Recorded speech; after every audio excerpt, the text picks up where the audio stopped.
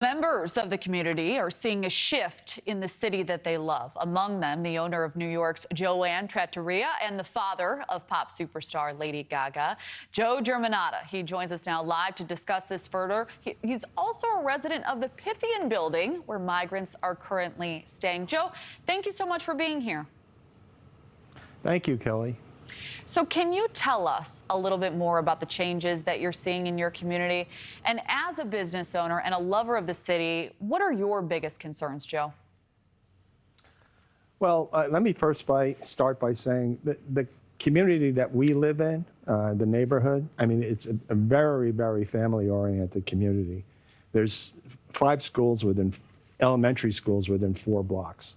And what's happened is that 500 migrants have been dropped in the neighborhood, and just 4 or 5 houses from my condominium and like 3 blocks from the restaurant, right? And you know, store owners and the residents in the immediate and surrounding areas have been affected by, you know, the chaos that's precipitated.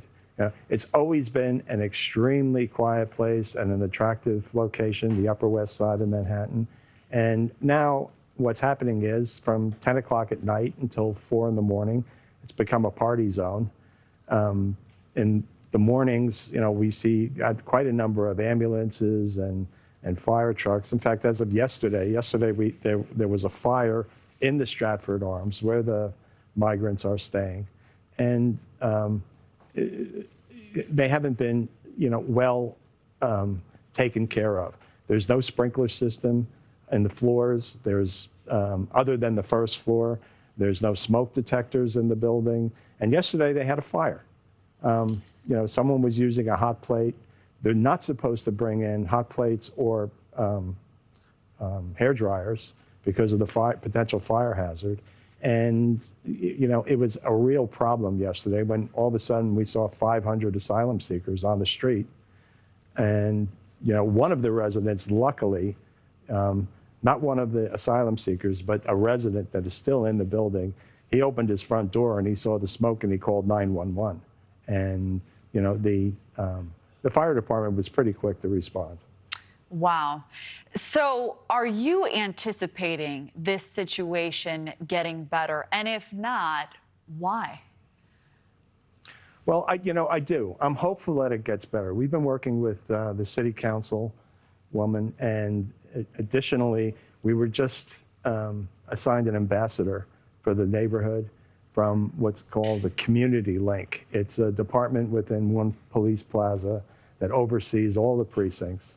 And they've given us, you know, the contact information. And basically they said, look, if there's an immediate emergency, call 911. If you see something brewing that doesn't look like an immediate emergency and you want some assistance, instead of calling 911, please call our ambassador. All right. And we used that actually last night, and we called the ambassador and he picked up the phone and he gave us the information that we needed, what was being done.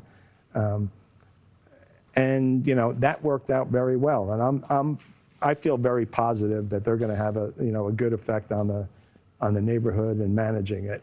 But, you know, it's been a difficult transition. Well, we can certainly understand that.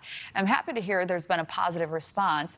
I'm curious, as a New Yorker, what is your reaction to the Governor Kathy Hochul's recent letter to Mayor Eric Adams, which basically criticized his handling of this situation? I agree with her.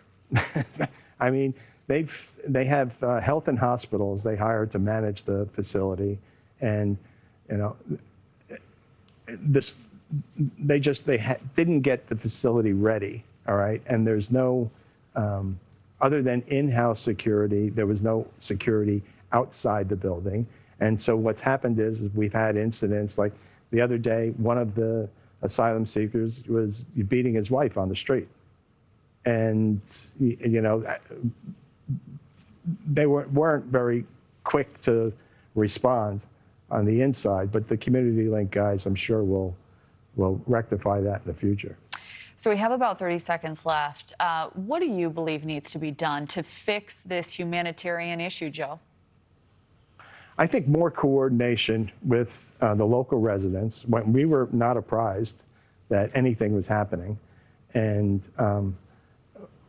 I think the proper security resources need to put in place.